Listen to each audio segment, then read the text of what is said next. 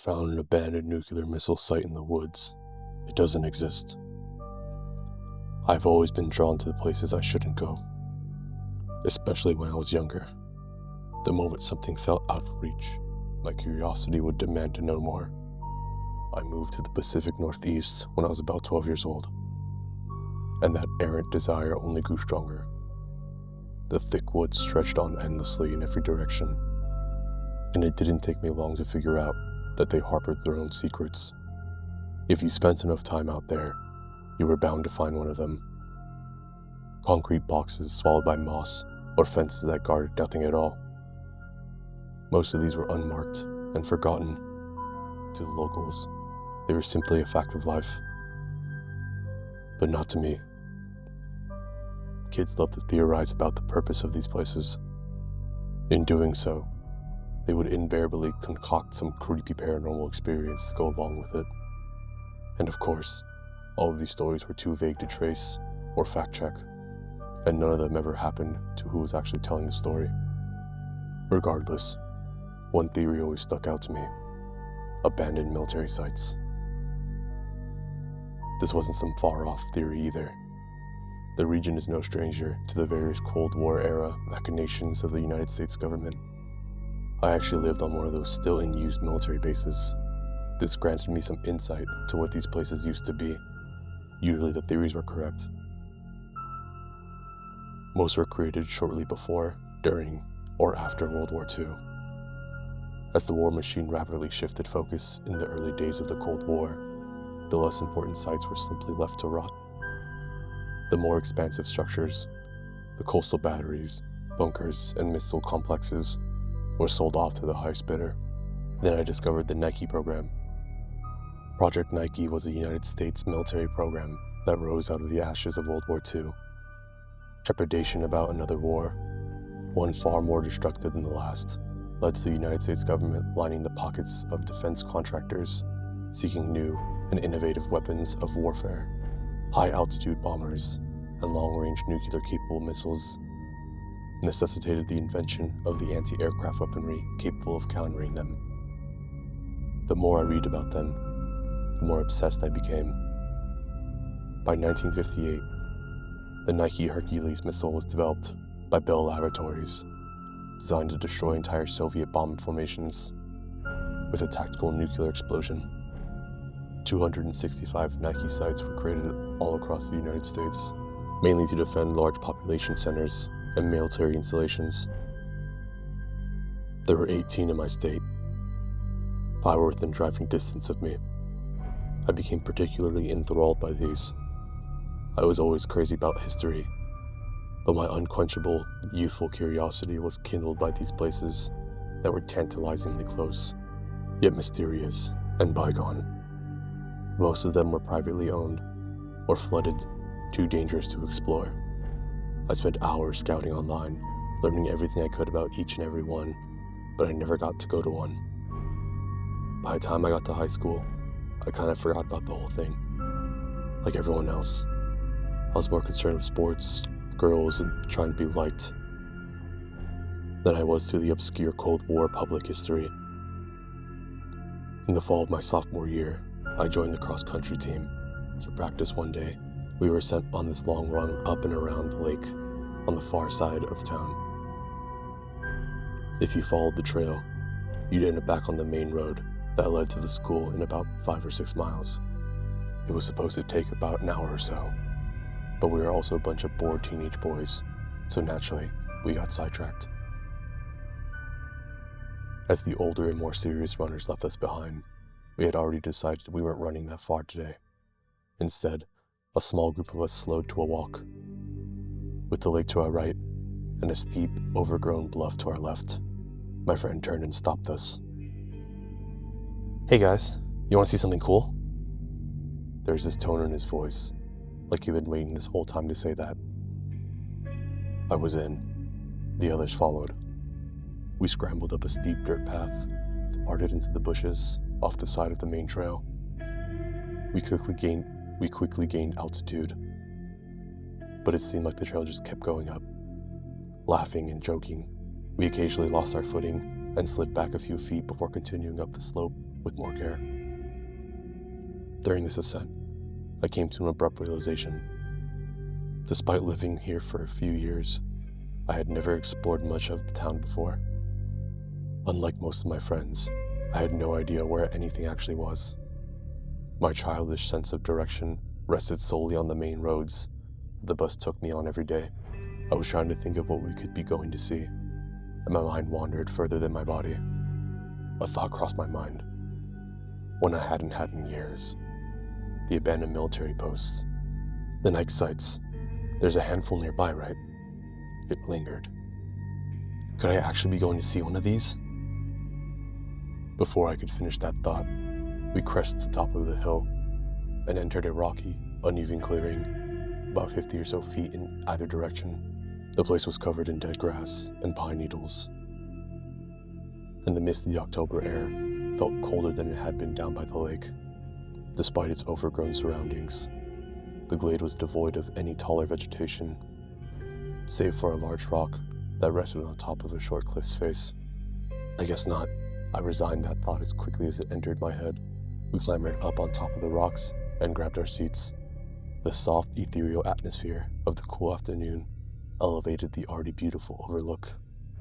The peak of the hill granted you sight over the treetops, the lake, and the little town on the other side. It was breathtaking. The lack of tree cover allowed the wind to tear into us. I turned my head onto my shoulder to duck out of the icy breeze, but something caught my eye when I did. Concrete. I jumped down off the rock and walked over to the faded slab. An elongated rectangle of old cement on one side, leading down into a lower section of the clearing, were about 8 or 9 cracked concrete stairs. On them were a few weathered, white footprints. It was the foundation of an old building. Besides a rusted metal pole sticking out of a rock near the structure, there was nothing else, man-made, that I could see. No wood, nails, or sheet metal. Why was there an old foundation all the way up here? Where did the rest of the building go? After looking around for a moment, all I found were a couple of old beer cans and glass bottles. Before I could continue any further, my friends seemed to have decided it was time to head back. One of them called me over. We should probably get going, before Coach realizes we aren't back. Yeah, I replied as I jogged over. Hey, do you know what that old building is from? Not really, he surmised. It's been there as long as I can remember. Maybe it was a lookout tower or something? I don't know. He trailed off before walking ahead of me to fit down the narrow trail. I stopped for a second and looked back at the clearing, taking a mental picture of everything. Lookout tower. Suddenly my attention was caught again. Just beyond the clearing, obscured in the trees, was something yellow, a small metal sign with big black box writing. It took me a second to recognize what it was, but it looked like one of those old caution signs. I was locked, fixated on that speck of color in the sea of green and brown. My skin tingled with static. Every hair on my arm stood on end. Hey Preston, let's go! The yell from down the slope snapped me out of my trance. I jogged down after my friends. I never went back. In fact, I had barely given that place any thought since that cold afternoon. But it's past spring. It all came rushing back. I am now a history student at my local university. My public history class focused on all things abandoned, old roads, faded signs, derelict buildings, and concrete ruins. By the end of the semester, we were tasked with discovering the story behind the local history sites. As soon as the assignment was announced, something shifted in me. The Nike sites. Now I had a reason to go back to them. A reason that mattered. I didn't want to just read about history anymore. I wanted to stand in it. And this time, I had the tools and knowledge to dig deeper. Maps, archives, declassified reports, and site coordinates. All of it. It wasn't just for a grade. This was the kind of thing I imagined myself doing when I daydreamed about being a real historian, researching something no one else cared about, uncovering it, and bringing it back into the light. So I made up my mind. I was going to find one and tell its story. God, I wish I hadn't.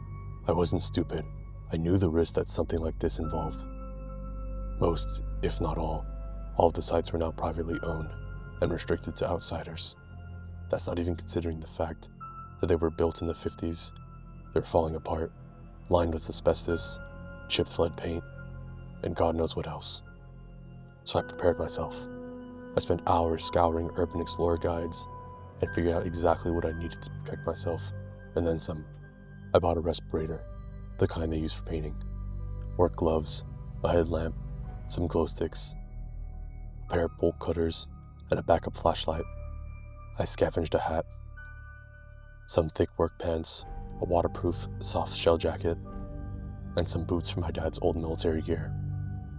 I also packed a first aid kit and a few other essentials. It was a bit overkill, I know, but I'm not exactly a seasoned explorer, and considering I was doing this alone, I wanted to be prepared for anything. I also couldn't just throw this on and go to the first place I could find. I figured that not all of them would be accessible, and I definitely didn't want to deal with the cops or some disgruntled landowner with a rifle. In the following weeks, I discovered that a few of these places were actually on Google Maps, but as you can imagine, those were not the most ideal for what I had in mind. No, I needed something off the beaten path. Something that wasn't public knowledge. The forums and documents I could find all came up with the same results. Privately owned, flooded, buried, and forgotten. If I couldn't step foot inside one, what was even the point? The end of the semester was growing closer and closer, and I was still empty-handed. That's when it came back to me. The day on that hill by the lake, the strange foundation, the staircase to nowhere, and the yellow sign hidden in the trees. That could be it. Not even at the time. I thought there was more up there, but I hadn't been there in years. I don't even remember exactly where it was. Still, it was the best option if I wanted to find something truly unique. I had made up my mind. It wasn't until Friday that I found time to make it out to the lake. I parked my car near the boat launch, grabbed my bag, and started down the trail. I moved slowly, carefully scanning the edge for any sign of narrow trails that led up into the woods. I walked all the way to the far end, maybe 1.5 miles, and doubled back. About halfway back, I finally saw something. About 30 yards up the hill, nestled between 2 tall pine trees, were a few red beer cans. Behind the litter was a jagged rock face. After a few minutes of clambering up a steep game trail, I reached a flatter part of the terrain and paused to catch my breath. I looked around, taken aback. This was it. It wasn't exactly as I remembered. My youthful imagination had inflated everything. The cliff wasn't nearly as tall, the clearing wasn't as big, but the important details were still there.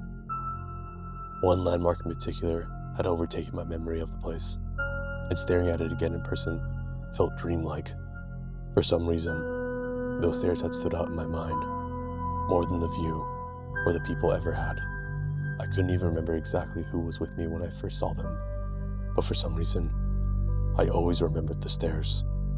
I walked over and stood at the top. 9 steps, faded white footprints, leading to nowhere. I hadn't felt anything off-putting until then. It was kind of fun being on a quest to rediscover something I had built up in my memory for so long. But that feeling was gone in an instant. The moment I stood on top and looked down at the grass below, I was overcome with the most profound sense of dread I ever experienced. My heart caught at my throat. I staggered back off the concrete and frantically looked around. A heavy knot formed in my stomach. The serene nature around me seemingly dropped its facade. It felt like the trees were shrouding something, and the world itself was pressing in on me. But as quickly as I looked around, the fleeting panic faded. My paranoia refused to settle. But when I realized there was truly nothing there, I relaxed a little. Just your imagination. Getting worked up over nothing. I avoided the steps entirely after that. Even looking down at them made my stomach turn. I followed a small dirt path away from the large rock, the same way I remembered approaching as a kid. The forest was much less dense up there, and it felt completely different from the thick greenery towards the base. The ground was almost entirely covered in dried pine needles and rocky outcroppings. It didn't just look different up here, it felt different. The energy in the air felt slightly charged, like the buildup before a lightning storm. But the sky remained soft and blue. The air felt alive, aware. I was lost in this trance for a moment, staring off into the trees. I finally snapped out of it. I didn't come up here to reminisce in the woods. I was here to find that sign. I spun around and saw the faded yellow peering out from behind a branch about 100 feet away, exactly like how I had remembered it. Like it had been waiting. I made my way over to the shoddy marker and knelt down in front of it. The paint flaked and chipped, but the words were still clear. Caution, this area patrolled by sentry dogs. Was it attached to a tree? No, there was no bark. A slender wooden post reached into the sky a few feet over my head. A slender wooden post reached up into the sky a few feet over my head. Before a sharp crack indicated its fate, I glanced behind it, but saw nothing. A telephone pole? Where's the top? I leaned back and looked around. Behind me there was no signs of any other poles, fences, or anything for that matter. The other way proved more promising. Maybe 150 feet away, I saw exactly what I was looking for. Another stripped log stood out among the pines, so I followed them. Some of the poles were snapped in half or rotting. Others still held their tops, just enough to confirm what they once were. The wires that remained sagged down onto the forest floor, sprawled across the underbush like creeping vines. I remember being surprised that they hadn't caused the fire, but I surmised that no power had flowed down through them in decades anyway. I'm not exactly sure how long I followed them for. The forest grew thicker, and the poles were hard to spot each time. Eventually I reached a wall of thick pines that stretched all the way to the ground. I glanced up at the pole next to me and saw the wires extended into the trees and disappeared. I had laid down and squeezed my way through the branches. I turned my face to protect my eyes from the brittle needles and reached forward, feeling my way through. At some point, I had reached out to try to grab onto a branch. That's when I felt it. Cold, hard tarmac. I heaved my body forward and sat up on my knees. Directly on the other side of the branches was a slab of pavement that ran perpendicular to the ground. Its abrupt edge was raised about a foot off the forest floor. I slid forward onto it and crawled out from under the tree. In front of me was an overgrown asphalt road, about 10 feet wide. It continued straight for a few hundred feet, the wooden poles on the left side paralleling through the trees. Then I saw something, exactly what I had been looking for. A decrepit chain-link fence and a pale white shack half sunken into the ground. I scrambled to my feet and looked down at the asphalt. The road just abruptly began on the other side of a thicket. The earth I had just crawled along seemed to almost avoid touching it. The edges of the blacktop too sharp. The colors of the undergrowth distinctly different from the grass that had grown on top of the tarmac. It looked imposed, like it had been dragged from somewhere else and dropped here in the middle of nowhere. It didn't belong. I started down the road. As I approached the gate, bewilderment gave way to excitement. I had found something. I stepped cautiously onto what looked like an old checkpoint. To one side of the rusted gate, a guard shack leaned crooked, its windows cracked and choked with dust. The sun-bleached wood had splintered, and peeling paint clung to the weathered frame. The sunken booth was small, just enough room for one person to stand inside. 3 windows faced outwards, and its rotten door hung open towards the road. I peeked inside. Empty. Just dirt and splintered floorboards. I moved on. The gate itself was rusted and falling apart, but the chain link held enough to prevent entry. The corroded barbed wire on top persuaded me against climbing it. On the fence, a bleached sign with bright red writing stood sentry. United States Army, restricted area, warning. Long after it served its purpose, it still felt like a threat. I walked along the perimeter, past the guard shack, and into the trees off the side of the road. I followed it for a while.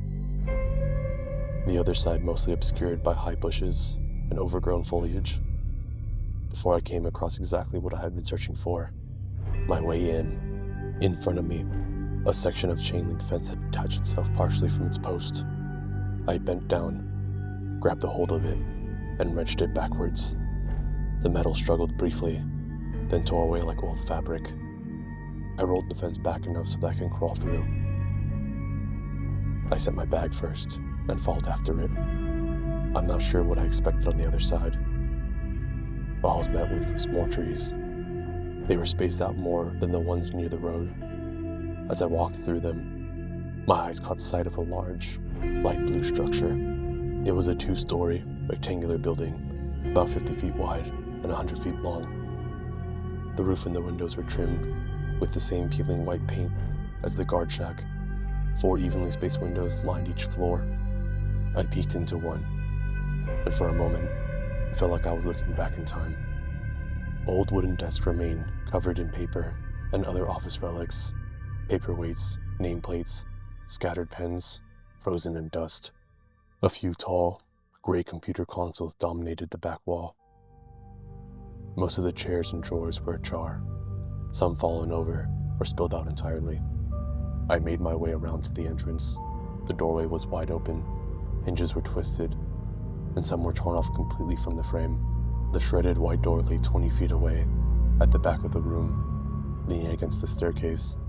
I cautiously stepped inside. The smaller foyer was decrepit. The adjoining walls were perforated with large fissures, opening up to the windows into adjacent rooms. As I entered the room I had viewed from the outside, I had to pull my shirt up to cover my face. Decades of dust were disturbed, all at once by the opening of the door. It floated in the air like ash before slowly descending to the ground. The nearest desk was buried in scraps of yellow paper, most of which were rendered illegible by age and water damage. As I shuffled through the mountain of paper, a thick gray sheet was revealed underneath. The writing was significantly faded, but the format was familiar. It was a newspaper. At the top, bold black ink caught my attention. United States, red tanks moved to border. Soviets to blame. Friday, October 27th, 1961. I hesitated. This was exactly what I was searching for. The bottom half of the newspaper was damp and smeared, but the top section was still legible. After I finished, I carefully combed through the documents. I continued about the room, looking for anything else I could find. In front of the computer consoles on the far side of the room, a large rectangular desk caught my attention. The aged canvas paper that covered the desk was scratched and torn, but I understood immediately what it was. It was a map. The giant illustration was a lattice work of tan, green, and blue splotches. Red lines that ran through the map like hundreds of tiny blood vessels. I shined my light across the image and swiped as much dust from it as I could. Faded black names littered the map, indicating towns and cities. Paris, Amsterdam, Munich, Venice, Warsaw, Berlin. I could barely make out the East German city under the large red X that covered it. The same red ink was scribbled next to the marking, barely legible. It read, "Nuke flash." More red X's appeared across Eastern Europe. Some of them were underscored by hastily written labels. Others were simply marked with a red question mark. A handful of green circles indicated something different. The only legible label, ODA. Green light team? I must have stared at that table for hours. One question bounced around in my head. Is this real? Before I can continue the train of thought, I noticed something at the top corner of the map. More thick paper hung out from underneath. I slowly pried up the document and peered underneath it. More maps. Maps of the region we were in. Maps of the United States and of Russia. The same scribblings adorned these too. My chest tightened. I dropped the papers and stepped back. What the hell was this? Walking around to the computers, I searched for answers, but I found none. The screens were dead. Some of them were cracked, their plastic casing warped with age. On a few consoles, casual notes were taped to the desk informing the operator about drills or meetings. I found nothing to implicate the map's purpose. It must be for drills or war games. Drills, war games. That had to be it. I repeated the thought like a prayer. I hesitantly walked towards the exit, glancing back around to make sure I didn't miss anything. I kept up the affirmations as what-ifs bounced around in my head.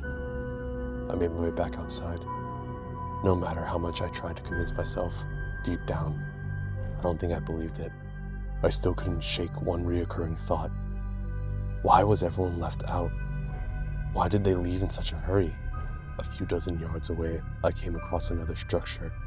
This one resembled an old oil drum, flipped on its side and half buried into the ground. It was a small hangar. The corrugated steel shone brightly in the evening sun.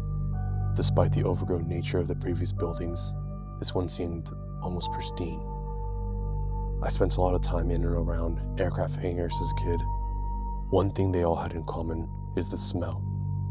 A sickly sweet mixture of fuels, lubricants, and hydraulic fluid. This one was no different. When I peeled back the large rusted door, that concoction smell hit me in the face. But something was different. The poorly ventilated structure had smothered mold, mildew, and other ungodly scents and discharged putrid messiah into my face. A violent coughing fit overtook me as I staggered back away from the door. The dust and debris had entered my lungs and clung in my airway, as if the suffocating stench inside had been entirely transferred to me. I forgot the damn mask. After I cleared my lungs and caught my breath, I retrieved it from the pack and fitted it to my face. The mechanical breathing was more laborious, but worth it to avoid inhaling whatever that was. Tentatively, I peered inside and flicked on my flashlight. I'm not sure what I expected. Maybe a plane or a missile? But of course, I was met with nothing of the sort. In the center of the hangar was a long metal rail. The end tipped up towards me. On either side of it were miniature hoists or cranes, kind of like the ones used in mechanic shops. The floor and walls were littered with toolboxes and loose equipment. The thought flashed in my head again. Someone left in a hurry. I was thankful to remove the mask when I stepped back outside. The evening air felt heavenly. The sun had now set below the trees, cooling the air to a brisk and comfortable temperature. As I stopped moving and my breath settled, I came to an unsettling realization. It was unnaturally quiet. No birds, no bugs, not even wind. Just me. That electric feeling had returned. I stood there for a moment before it dissipated. After a few seconds, I heard a few scant chirps and the long trill of a far-off bird. I tucked my thoughts away and kept moving. A wide gravel path sat out front of the hangar, stretching about 50 or so yards in each direction. To the left had been the old building, and to the right lay another gate. This one was blocked with a red pole, swung down to act as a barrier. A large guarded shack, double the size of the previous, protected this checkpoint. I realized that I was actually inside of the checkpoint, as everything faded outward towards a bend that led back to the main gate. To the left were a few short towers, topped with small radar dishes and white domes.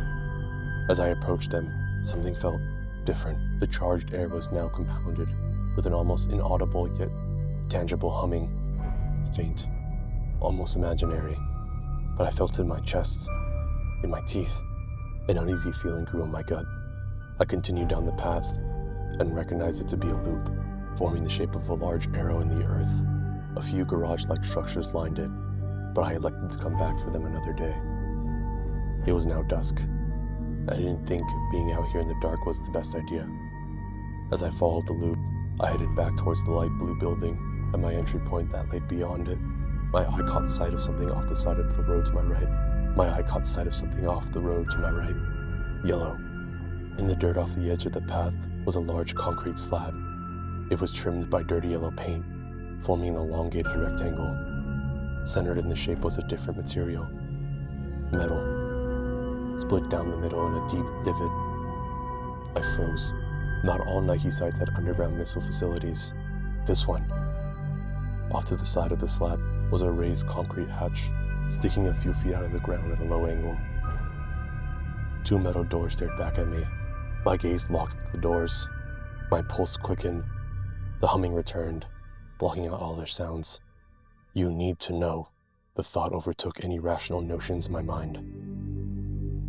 A deep longing settled over me. My conscious mind receded and was replaced with revere. The sun had retreated completely now. The night deepened. I didn't move. I didn't care.